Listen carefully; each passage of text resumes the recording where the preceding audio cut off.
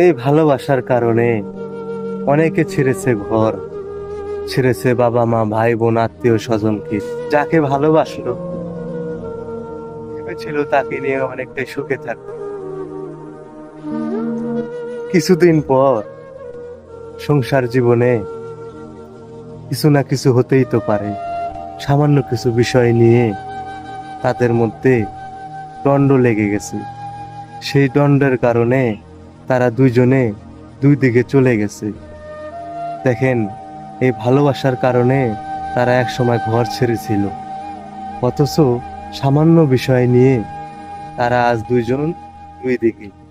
ভালোই কেন বাসবেন আর দুইজন কেন দুই দিকে হবেন? আসলে আপনাদেরকে বলার আমার এটাই উদ্দেশ্য যে ভালোই বাসার প্রয়োজন নেই। বাবা মা যেখানে দেখে বিয়ে দিবে সেখানেই বিয়ে বসবেন। আর ভালোবেসে বিয়ে বসলে ভালোবাসার মতো ভালোবাসবেন। যত কষ্ট হোক, যত দুঃখ হোক, সংসার করে খাবেন। ঠিক আছে, সকলে ভালো থাকবেন, আপনাদের জন্য শুভকামনা রইল। আমি যে কথাটা বললাম এটা একটা বাস্তব ঘটনা। ঘটনাটা আসলে আমার দেখা, সেই কারণে কথাটা বললাম। ঠিক আছে, ভালো থাকবেন।